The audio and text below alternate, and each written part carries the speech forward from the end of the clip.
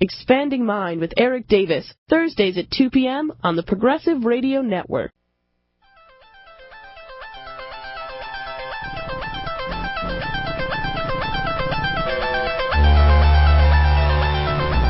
Welcome to another edition of Expanding Mind.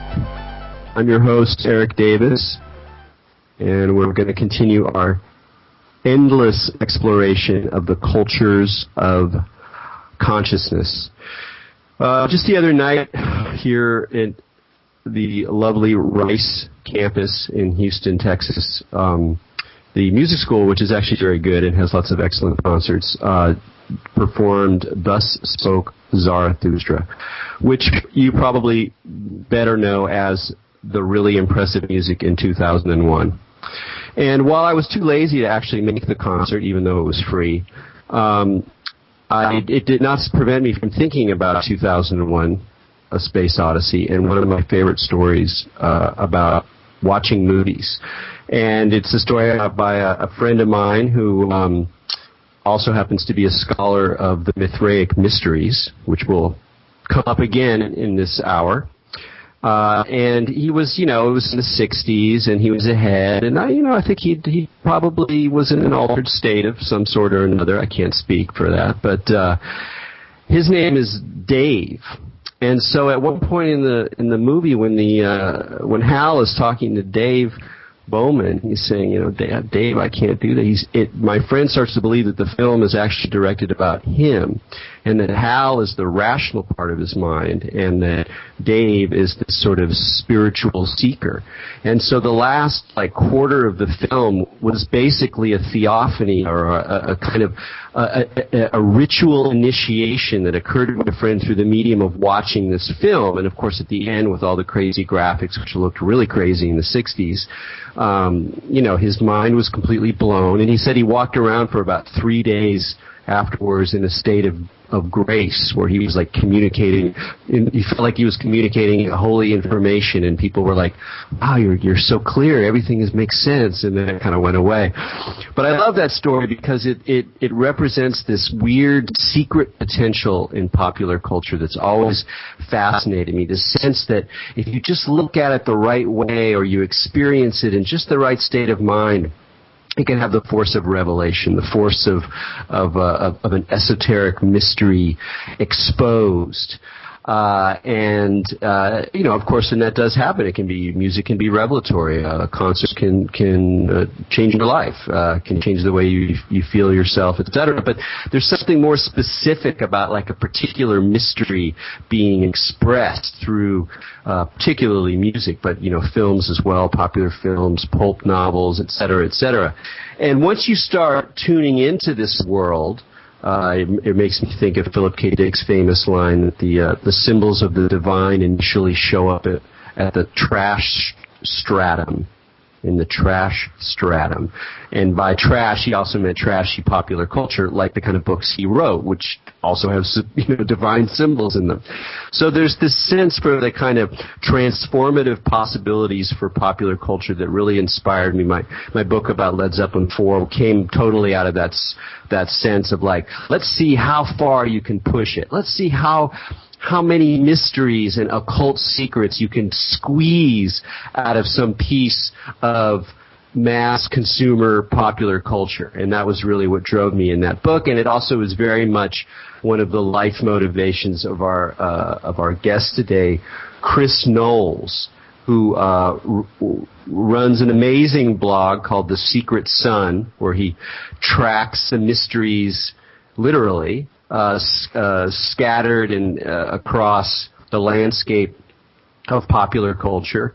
And he's written a couple of books, including The Secret History of Rock and Roll, which is what we're going to be talking about today, how the mystery religions help us understand and appreciate what went on with the great rock and roll explosion the last 30, 40 years. And anyway, so he does a remarkable job precisely of weaving together popular culture and the mysteries. Just the most recent entry on The Secret Sun, it's totally typical for the blog. Some reader points into some incredibly obscure piece of media, which is this like short-lived TV show from the early 80s called The Phoenix, and you look at the graphics and it completely blows your mind. It's so cheesy and so divine at the same time.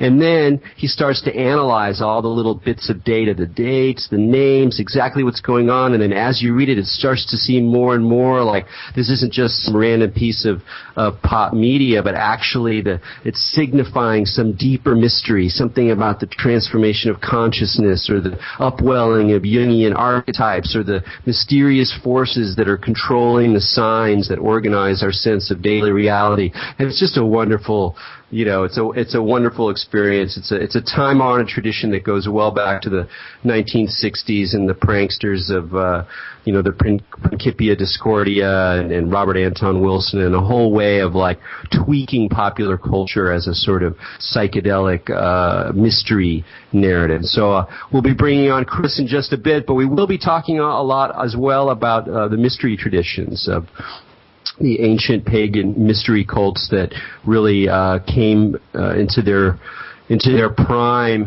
at the end of the ancient world around the time of Christ and running over the next couple of centuries until Rome went to Jesus. And it remains a totally fascinating part of human history. The mystery religions are some of the most interesting things, I think, to study in the ancient world, and full of images and ideas that feed into our own experience today in ways that we'll talk about. Before we bring Chris on, I'd like to introduce, of course, Expanding Minds co-host, the lovely Maja Daou, White Witch of L.A. How are you doing, Maja? I'm good, Erik. How are you? Pretty good. So I know there's lots of mystery religions, and I know you know a lot about these lots of mystery religions, but what is your favorite mystery religion of the ancient world? Ooh, making me pick favorites. Yeah. Well, I have been totally immersed in one of the Isis? mystery traditions right now just because I've been preparing for this solstice ritual that I'm going to do, and it kind of started out where I was looking into like the mistletoe ritual of the Druids, so I was getting like into the Druids, but it kept coming back to the bull.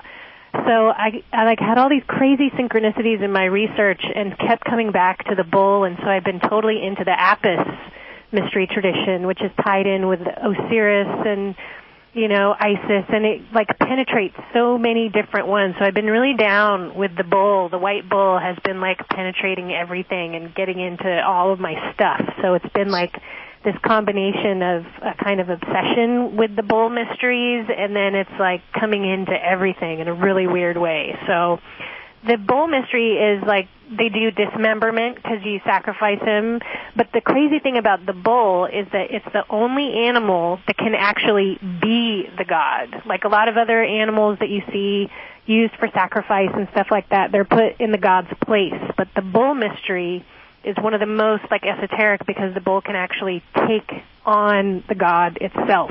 Like God can manifest in the bull, whereas a lot of the other kind of animal mysteries, it's like a substitute, like a scapegoat.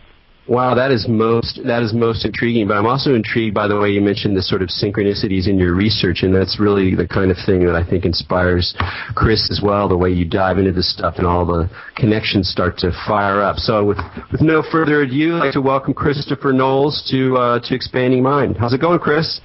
It's going great, Erik. How you doing?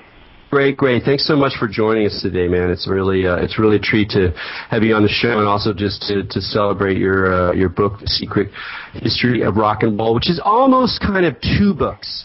It's kind of a book about rock and roll, and you are a huge fan and have written extensively on rock lore and have a vast lore and a vast love of the music, and so in part it's a tribute to that world, but it's also very much a book about the mystery religions, and you really start out and spend the first big chunk of the text talking about the mystery religions. In all of your various studies or whatever, what kept you coming back to this period of time, and even tell us maybe a little bit more about what are these things when we say mystery religion? What are we talking about? Basically, the mystery religions grew out as a reaction to the state cults, the formalized, ritualized state cults. And, I guess in Greece you would have Zeus and Hera and then Jupiter or Amun in Egypt. Basically what these were is that this became the establishment. This became about priestcraft. This became about politics and, basically a giant kind of pageant. The mystery cults were not necessarily pagan. They were what's called henotheistic. And henotheistic is when you choose a god from the pantheon as your personal savior god, that this god is the one that you choose to form this very deep relationship with. And the mystery traditions themselves go back a very, very long way to the Stone Age, as far as most people can tell. But it all has to do with fertility, the cycles of nature, and how that corresponds to the cycles of life. But really the secret behind all of this, and something that a lot of scholars are not entirely comfortable coming to grips with, is the whole hallucinogenic, psychedelic, and theogenic aspect of the mysteries. And I think that's really probably what drew me to them over the years, is because I was so fascinated by that period in the mid-'60s, that utopian psychedelic period, sort of pre-Summer of Love in a way.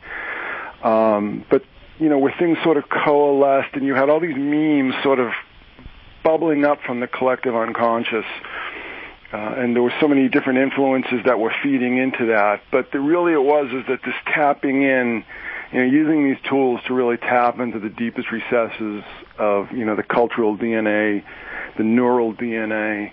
And this is something that we saw pop up, maybe with the cyberpunks and the Kalima movement in the 70s in New York. There's always been sorts of aftershocks, I guess, from the pre-Summer of Love 60s. But it all has these through lines, these continuities that go all the way back. And when you start to read the descriptions of the mysteries and the descriptions of the rituals, it really becomes very familiar to you. It seems that what happened in the 60s and the aftershocks thereof was really a return rather than an innovation. It wasn't a sort of radical new mutant culture that grew up out of consumer capitalism. It was a return to really experiential religion, I think. Yeah, it's really interesting because, at the time, of course, there's a lot of this, the upwelling of the counterculture and of rock and roll and its, more aggressive, intense, psychedelic, electrified sense. At the time, people would describe it as being Dionysian, for example, but they kind of meant it in a really sort of vague way, that it was, party forward, or that it had a kind of chaotic element or an element of noise and darkness, as well as sort of the more light-filled ecstasies that you could associate, let's say, with gospel music in American history, which also has an ecstatic character, but is clearly on the light side of the fence. And instead, people are, that's Dionysian. But what you're talking about really is that the more you know about what that means, what that Dionysus wasn't just a god of partying, but was associated with his own particular cults, and that they were in a period where there were a lot of these groups that were focused on initiatory ecstatic experiences that often had a sort of underground quality that involved some kind of secrecy, but also very much an experiential domain, really help us understand what happens with popular culture, particularly popular cultures that emphasize ecstatic transformation and intensity and vision, and a lot of the things that you find with the 60s groups. But I'll ask you too, like, what is it about which of the mysteries really kind of seem to intrigue you the most, or the ones that struck you as you did your research that really had remarkable elements, maybe because they connected with these currents that later appear in the 60s, or for other reasons? Like, what really stuck with you? Well, what I write about in the introduction to the book is that the Mithraic mysteries of the late Roman period seemed the most familiar to me, because I had been involved in the hardcore punk scene, which are really up and down, once you strip away all the cultural contaminants, are Mithraic to the core. It's really, about hypermasculine aggression as, almost as a means of transcendental experience, that it's about moral puritanism. It's about speaking secretly, expressing yourself in ways, designed to not only confound the unbeliever, but to alienate them. And all of that was so recognizable to me, the violent iconography, and the symbolism. And the interesting thing about this is that there are so many different tributaries that run out to this. But Jung really saw the Mithraic liturgy as his doorway into this mystery realm. But at the same time, you have this continuity that there are these groups, whether they're called the Corybantes or the Kurites or the Dactyls, these basically heavy metal bands, which is really fascinating. This goes all the way back to the mysteries of Samothrace and beyond, back to Phrygia, that they would perform at all these different mystery religions, these rituals. So there's a lot of continuities between them. They're not as different as they might appear on the surface, and that people would practice many different mystery religions because they saw it all as part of a continuity. And for instance, Mithras really ties into both these opposing poles of Apollo and Hercules, these solar savior figures. Dionysus is sort of he's the doorway, he's the bridge between the more feminine mysteries of Isis and Demeter, who really come to be seen as the same figure. But Dionysus is very much identified with figures like Attis and Adonis, these sort of gender-bending.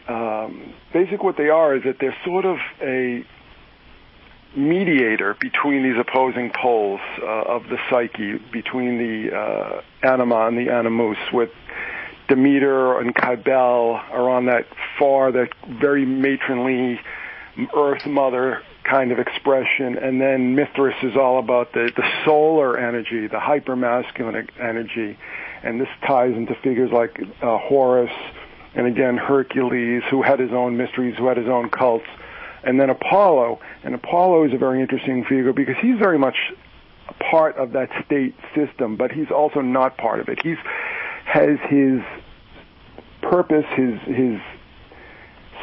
purpose as being part of the officialdom of the state religion, but also the oracles, these ecstatic, hallucinogenic rituals of the priestesses who go into these frenzied states where they then become prophetesses. And the Sibyls, it does. Yeah, really. Apollo's a really interesting figure because when you kind of go through typical humanities education, they'll tell you like the Apollo Dionysus polarity, like made famous by Nietzsche. But it's a really good way to look at a lot of art stuff. But then the more you find out about Apollo, the more you realize that he's a lot more complex figure. Dionysus too, but in some ways less. Apollo is really a rich one. But the way you're talking about this reminded me of something else, and I know this is something that interests you as well. Is just the way that when you start to get into figuring out who these gods are, immediately you start to see the way that they're kind of transformations of other gods. They're recombinations of other gods. And in fact, that whole polytheistic world doesn't mean that people necessarily worship multiple gods, although they often did. But that world of late antiquity was this almost like kind of mix and match world. Some gods were actually created intentionally, like Serapis was created intentionally to balance between the Greeks and the Egyptians in Alexandria. So they said, "Hey, let's take a little bit of Osiris over here and a little bit of this guy over there, put them together." So it's really a very it's a very imaginative world because of that recombination. Yeah, she was saying about the bull. And that ties in Serapis to Dionysus. But Osiris and Dionysus... Mithra also, because Mithra slays and dismembers the bull as well. Yeah, this is where I think the dirty secrets of history sort of come out. Because, of course, a lot of these entheogenic compounds, these funguses grew, where bulls were known to that's right. to congregate. I think that there was in history, maybe in this shamanic period, sort of the pre-pagan period almost, where you get into this raw, animistic, shamanic expression, that the bull is seen as producing these compounds, producing these mushrooms, that it's something that comes out of him. Their dung, Well, that's exactly right, and that's why the Egyptians had the sun beetle, because the dung beetle, because again, it's associated with that. It's funny how these associations, are things that we would sort of not want to associate ourselves with today, but we're very much part of this shamanic period where the cycles of life, where nothing would be wasted, that everything is recycled, that excrement becomes fertilizer, that everything is part of this much closer, more on the edge experience of nature. And with the Greeks are the first people who really try to consciously separate themselves from nature. And I think this is really where Dionysus comes out, because Dionysus starts off as this pudgy, bearded, sort of bon vivant character who's very much a part of the Greek civilized, the whole thing with the philosophers sitting around and drinking wine and trading theories and stuff. But he very quickly evolves. He's taken over by the repressed women of Greek society, and he becomes this much more complex and fascinating and violent and multifaceted character. Of course, the problem with Dionysus and this Dionysus expression is that it very easily degenerates into hedonism, into just frenzy for frenzy's sake. So I think that the interesting thing about a lot of these traditions, and I think you see in a lot of the writings, and this is why these people were so disciplined about this, they understood how quickly this could degenerate. And I've actually read one historian who said that he believed that the whole mystery tradition was about avoiding bad trips. The whole preparation was really so you have a good trip, so you meet the god. And we see this in the Golden Ass when Lucius meets Isis, with this beautiful starlit sort of presentation that he experiences. And of course, this is all very familiar to people who have experience with psychedelia and entheogens, whether directly or through the literature. Well, it's when you talk about the chaos, the chaos, the frenzy for frenzy's sake. It just immediately raises these questions about, the 60s when we look at them in hindsight, particularly. However much I'm attracted or fascinated by Dionysian experience and by exploring the body and the mind through, states of altered consciousness and, experiences of intensity through music and through group behavior, et cetera, you can also just look at a lot of the stuff that happens, and it's, in retrospect, you're like, well, that looks a little cheesy, it's a little over the top, and it hurt a lot of people too. So it's interesting that in a way, you could say that what the mystery traditions did or tried to do, or, and this is speculative, but it makes sense, is that it had to do with conjuring those kind of raw energies, but in a framework that increased the odds that it was going to be a good experience, or increased the sense that the initiatory blast was going to be coherent, and the frenzy was going to take you somewhere rather than simply dismantle your ordinary worldview. Well, really, the whole purpose of this was to deliver the initiate from the terror of death. And this is very much a part of the literature from Lucius and whatnot. But if you're looking for parallels today, more direct parallels, not so much what I talk about in The Secret History of Rock and Roll. The more direct parallels, I think, are voodoo, Santeria, and also the mushroom cults and the shamans of Central and South America. That they are very much, the whole discipline and sort of rigor that we see, applied to these experiences is very much in toto with the mystery traditions. That asceticism and things like this, celibacy, it was all sort of about clearing the psyche, clearing the psyche of, there was confession of sins, things like that. It would all be so you wouldn't have these things weighing down on you. It wasn't just the hallucinogens. It was also, what we see in a much different context in the real Dionysian mysteries of today, which is Pentecostalism and charismatic Christianity. The parallels there are just astounding. But to me, again, when I look at those traditions, I see that same degenerative potentiality that we saw in the Dionysian mysteries. The Dionysian mysteries really had a very bad habit of going awry, that it was meant to celebrate the seasons, and then it became, every weekend, every Friday night or whatever, there would be these blowouts.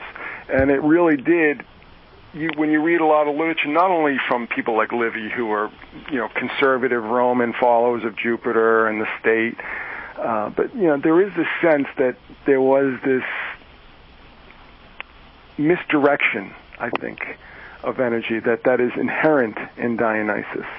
And maybe that, when we tie into the Orphic mysteries and how they explain that Dionysus is part god, part, Zeus of Olympus, but also part Titan, that there's this destructive and savage aspect to this god.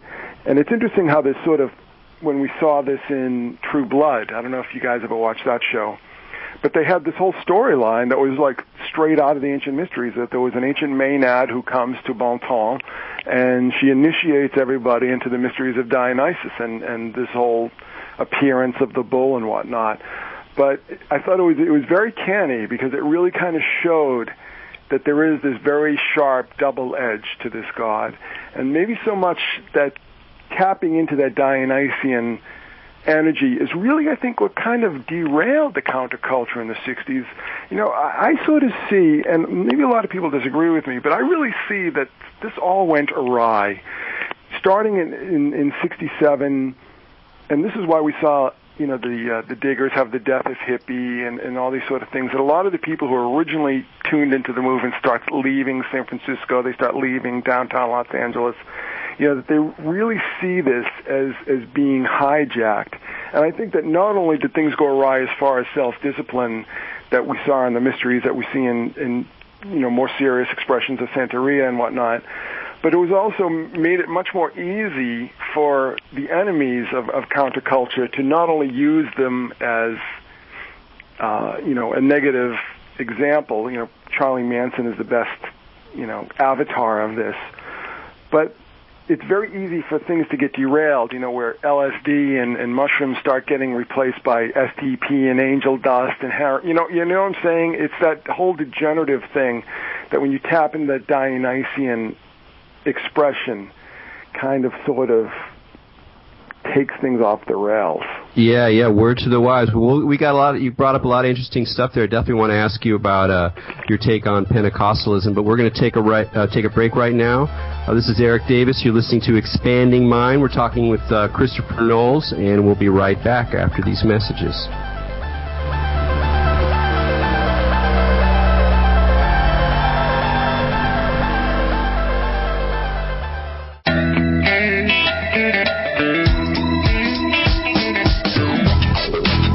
Progressive Radio Network. Information for the independent mind.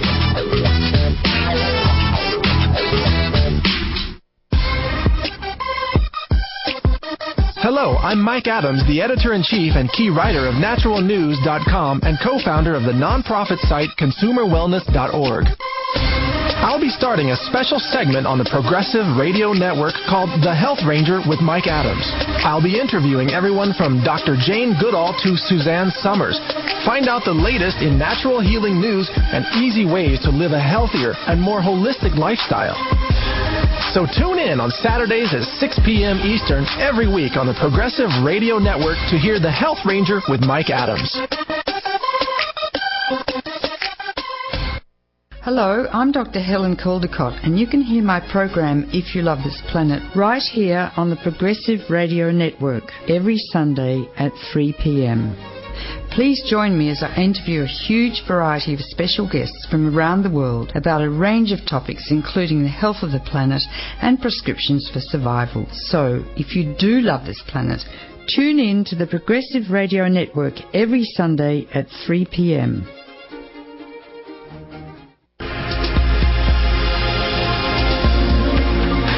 Listen to Of Consuming Interest every Friday from 2 to 3 p.m. on the Progressive Radio Network. I'm Jim Turner, attorney in Washington, D.C., chairman of the Board of Citizens for Health. Every Friday from 2 to 3 p.m. Eastern, we discuss a topic of consuming interest, often about health, but also about politics, commerce, and whatever the current topic of the day might be. Of Consuming Interest, 2 to 3 p.m. Eastern, on the Progressive Radio Network. Houston, we have a problem.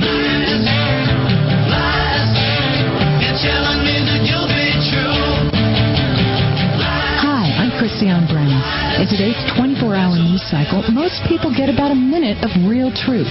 Not on the Solution Zone. Every week, I bring in America's best-known activists, bloggers, authors, and politicians to uncover the hidden issues that help separate the truth from the spin.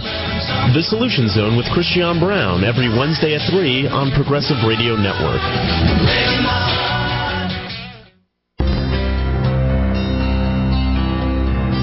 Progressive Radio Network, celebrating 5 years of independent news.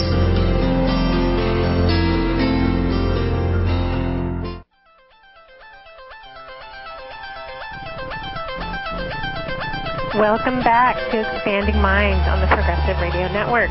I'm Masa Dawu here with Erik Davis, and we're speaking with Christopher Knowles about his new book, The Secret History of Rock and Roll, which brings up the mystery traditions.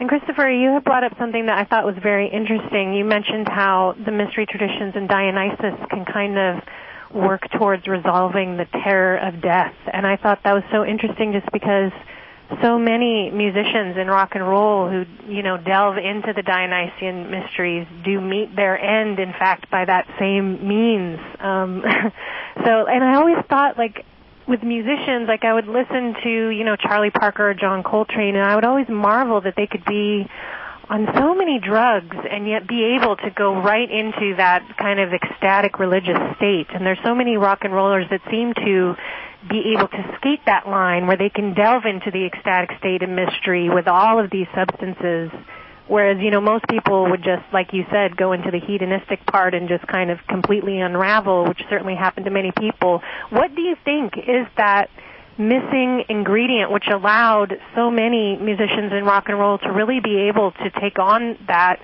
ecstatic experience and be in that moment?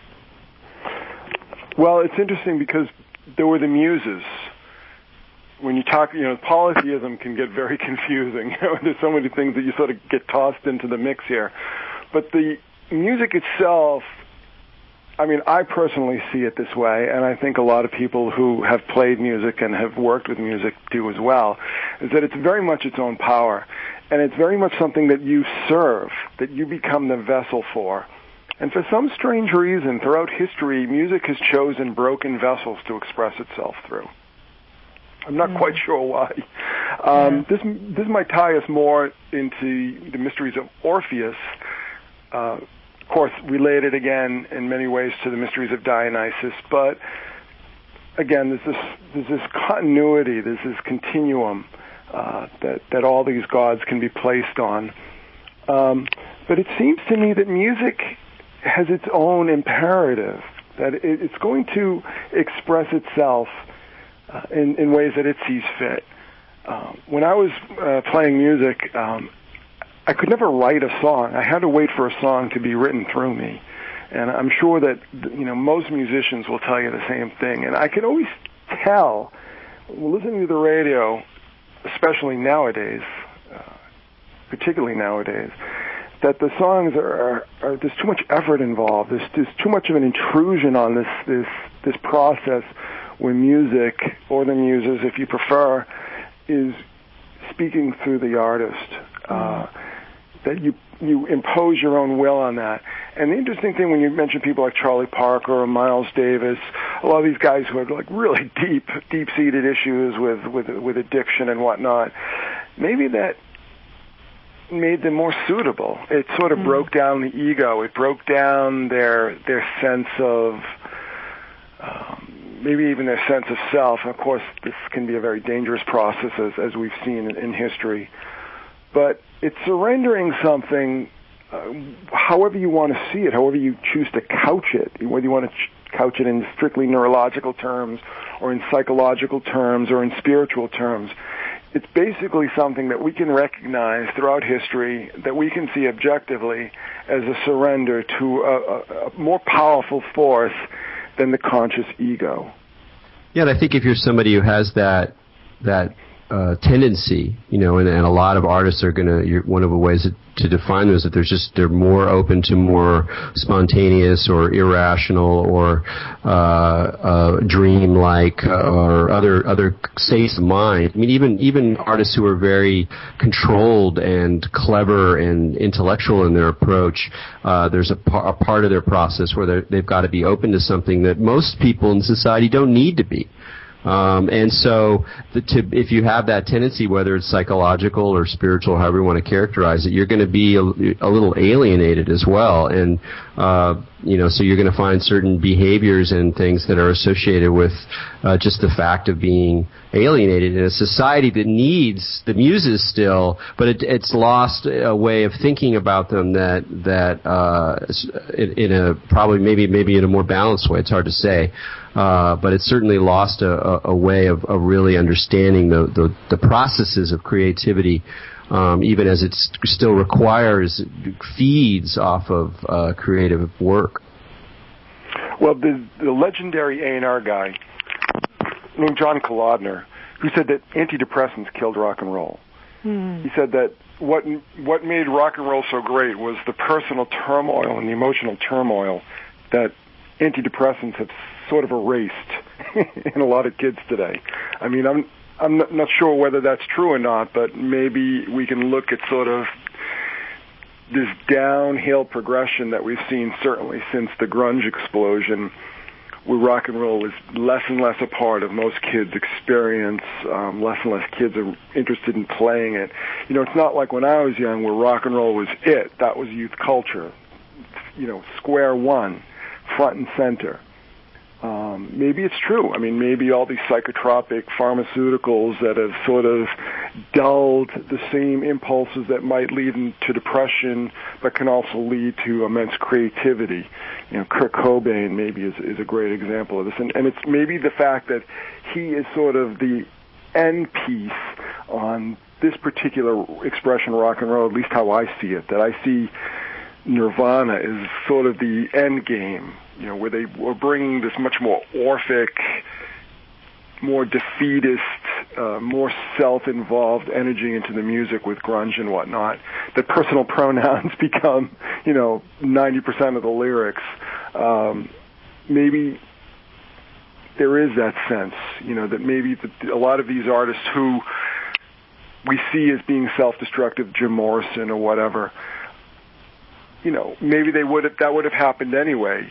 Luckily they had music to let all of this out before they self-destructed. It's kind of interesting too, just because like the antidepressants, I mean, they kind of do the opposite of most musicians' drugs of choice, which are depressants, right? I mean, most musicians get involved with depressant drugs. I mean, not all, obviously, there's all the, cocaine and fun stuff like that, but a lot of that kind of melancholic music tends to come out of depressant drugs instead of, like, the other antidepressant end. So I think, that's kind of interesting, too.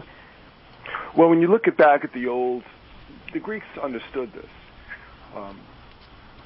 Walter Burkert, who's one of the great students in the mysteries, talks about how Persephone is picking narcissus flowers. And narcissus flowers had, a narcotic property to them, and that the descent into the underworld is really the descent into that sort of that dark night of the soul, those depths of depression.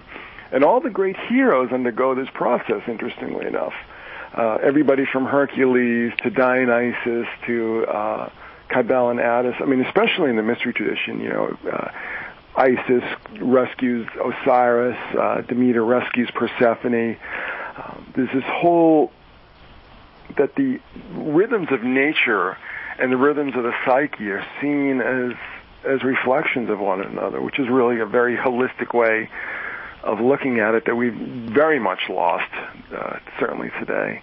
Well, I wonder if what happened is that, this kind of energy as it returns into society, and I think it's totally fair to say that, it really exploded, that it existed in certain kind of currents in Europe in the developed West before the explosion of the counterculture. You'd have, certain parts of literature, certain parts of the arts, certain parts of magic, of esoteric practices and currents that go back for centuries. And then it just met this combination and created a culture of real ecstasy and of real mysteries, even if they were often erratic and kind of uncontrolled. I mean, for me, my biggest example of that is the Grateful Dead. I mean, if there was one, because it wasn't just about the band, it was about the culture that they created. And if there was a psychedelic Eleusinian mystery cult with its own symbols, its own signs, gestures, forms of dance, lore about altered states, et cetera, it was the Grateful Dead. And then, but of course, you can look at it, and it's also in some ways a very a kind of a tragic story, especially when you look at what happens to some of the guys in the band, et cetera, et cetera.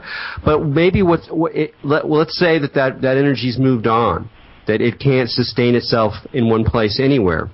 It's always moving on, but where is it? I mean, and you mentioned, of course, the living, whatever esoteric or magical religions, whether it's, Santeria, or, the forms of shamanism, which many people are interested in and are kind of reviving and transforming as the sort of global culture begins to recognize their validity. But in terms of like our culture, in terms of like the more popular culture realm, where do you see this kind of energy now? I mean, you do a blog. The blog has a lot of mysteries on it. And in a weird way, it seems like the way that information is spreading around and connections are being made these days in a way they really weren't before, that it feels like there's something in there too, in that space as well. What do you think? Oh, I totally agree. It's sort of like the party's over for now, and we're sort of picking up the pieces and reviewing the previous night's events. We had this really immense explosion of all these different energies starting after the Second World War. You certainly had the Apollonian energies, and later you had the Dionysian energies, and then maybe these sort of energies, with the rise of feminism and gay rights that tie to the mysteries of Kybele and Isis and Demeter, the goddess rising, these sort of things.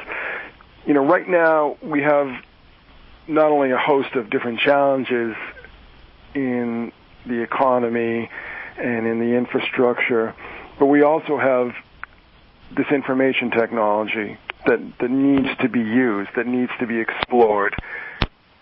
And that, I think, is where we're going now, that is the modern expression of this.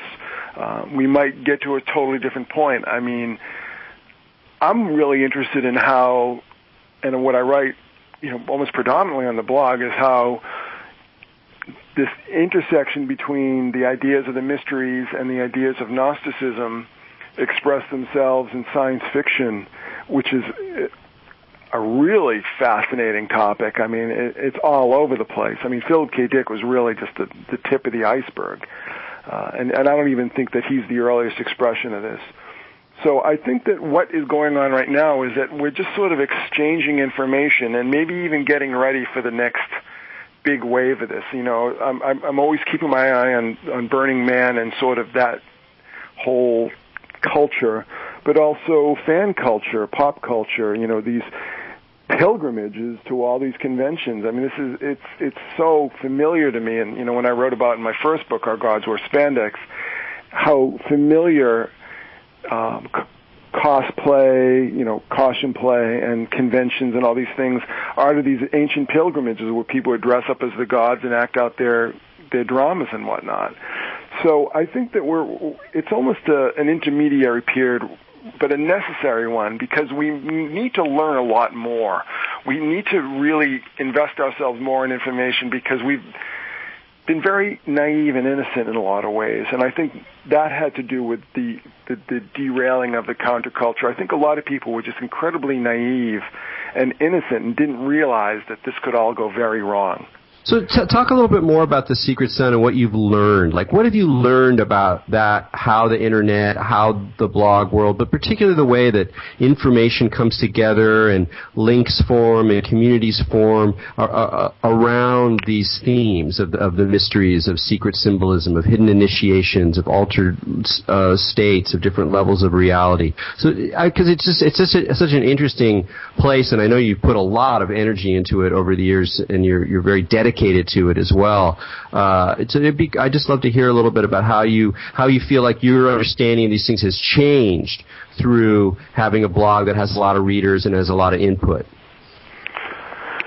What I started out doing, I'll tell you how the book started out, is that the blog started out, is I had a book, Our Gods Wear Spandex, and I was just, I had to sort of promote it, which I was very reluctant to do on the blog.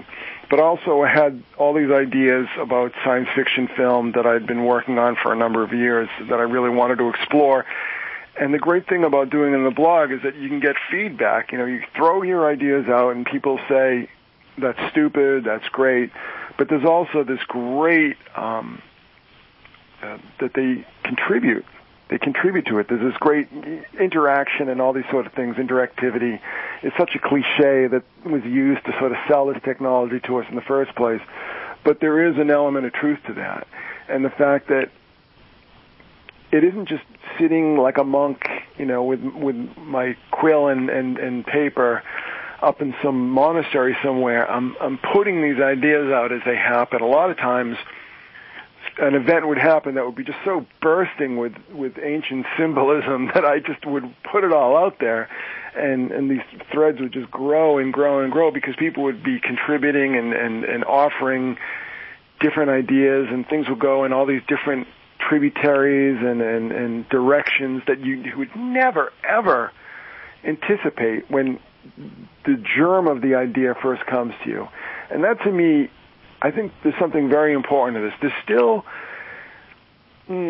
this sort of paranoid, there's a lot of vestigial energy from people like William Cooper and James Shelby Downard, where they were sort of, obviously to me, were people who were involved in heavy psychoanalysis. I know that Downard was institutionalized, but he was taking the tools of perhaps Jungian or Freudian dream interpretation and applying them into world events, which is in itself a very subversive thing to do. But I think there's still a sort of vestigial, and actually not still, I mean, it's very much a more dominant current of, you see this a lot on YouTube and such, with the Illuminati and Illuminati symbolism and all this kind of thing. And that, to me, is very much a way of people who feel disempowered sort of justifying their feelings of disempowerment by painting this grand chessboard that's stacked against them. In a lot of ways, in reality, when you talk about economics and industry and things like that, that's certainly true. I think a lot of these things that we see with people with Lady Gaga and whatnot is very much an intentional distraction from the real problems. But that's a whole other story. But I think that people are really exploring this stuff, and it's a very interesting subversive process in which people who are coming to all of this from a more Christian or traditional religious standpoint, or all of a sudden they're studying, Manly P. Hall, or they're studying the works of Aleister Crowley, or, like they're ostensibly educating themselves for this grand cosmic battle. But I think what we will see is that we're going to see an evolution where these people, the other side has got their hooks in them, and the subversive process of certainties melting away as you start to, expose yourself to more complex and strange ideas is going to be very much a part of the future, where coming at it from this conspiratorial standpoint, but evolving into sort of almost a Discordian kind of. Yeah, it's like intentional Discordianism. It's like a hall of mirrors. I mean, what I was thinking of what you said is how it can become, interest in these matters can be such a diversion and almost like you're falling into some kind of game that's designed to distract you from what's really going on. But at the same time, I have a trouble with the idea that, then we should just be paying attention to whatever, because if you try to understand how power works, how symbols work, how stories construct our reality, if you start to really try to understand how the world is put together in the most pragmatic terms, you're going to keep coming back to the same kinds of things. It's not like you can just leave all that aside and then just pursue the economic conspiracies. Because to try to figure out what's going on, you have to enter into the world of media, and the world of media has its own kind of logic. So it seems like one way or another we have to learn how to navigate these networks of correspondences and synchronicities that seem to be almost inherent in a networked world, whether you think about it in terms of just the way information works, or whether you think there's some kind of a cosmic principle that's at work between these sort of hidden connections. I absolutely agree with you, and I do agree with you. It's maybe a question of degree, but really what I think ultimately this is about is that we're undergoing an evolutionary process where at one point we were relegated to a very basic form of literal communication, and that was the lingua franca. Literalism, the literal word, is really the highest ideal. And this very interesting process that I'm talking about, this subversive process where people are entering into this mystery of symbolism and correspondence with the intention that they are somehow fighting against it, but they find themselves being infected by it. They find themselves being part of the game, But that is the drama of it. In order to sell this process, you need the drama, you need the narrative.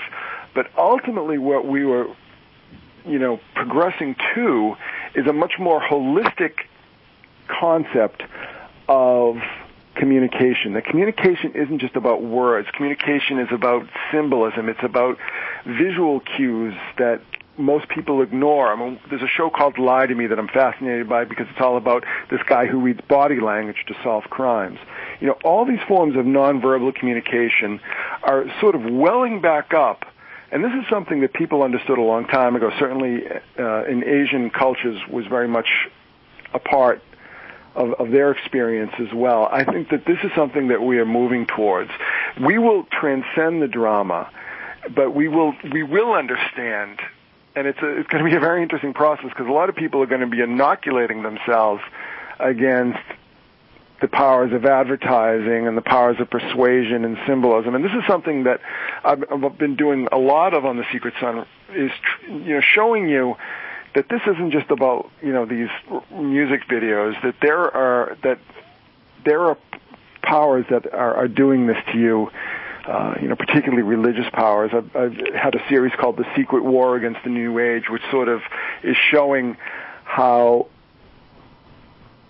other forms of communication are being used to sort of create scapegoats and patsies for what's really going on. We are going to evolve. We're going to be a lot harder to fool, I think, as a species if this process continues. So, that's what to me is very exciting. We sort of, everybody enters into the narrative, the drama, when they first confront this material. And that I went through it myself. Everyone does it because when you enter from a literal frame of mind into a more complex and holistic frame of mind, first of all, you're going to feel threatened by it because something's been going on without your knowledge. But second of all, you're going to feel sort of feelings of inadequacy, and I think that's where it sort of feeds into this conspiracy mindset about this, that people feel inadequate. They feel that the rug's been pulled over their eyes, as it were. But I really do feel like And to me, it's a very positive and exciting thing, and it's part of technology and whatnot that we are going to move to a much more rich and complex form of cultural expression than we've had in the past 2,000 or so years. Well, that's a good vision. I'm enjoying that. I mean, what do you feel like you're like? We only got a couple of minutes left here, but just like maybe a final statement from you that what is it that you're trying to do to facilitate that? Like, how are you trying to avoid the traps of conspiracy of kind of shutting down and really be prepared and kind of contributing to that shift? Well, I'm not necessarily trying to, I have a basically a conspiratorial mindset myself. It's just, who are the players and who are the victims I sort of differ maybe to what the mainstream thought is there. But what I'm trying to contribute is I'm trying to show that, we've had a very rich and diverse and strange and weird cultural history that's been taken away from us, that's been hidden away from us. That we have almost, it sounds kind of ridiculous to say so, but there's almost this nascent superpower that we can begin to work towards a more holistic form of communication where all the horses are in play, not just literal language. And that's very much part of what I'm doing.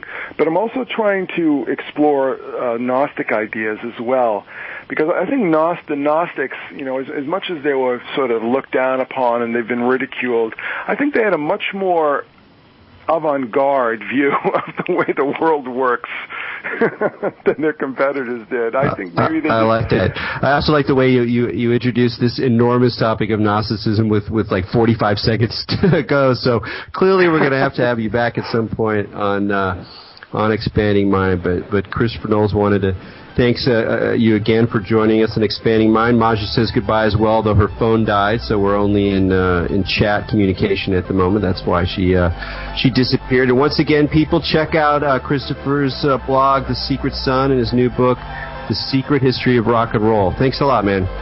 Thank you, Erik.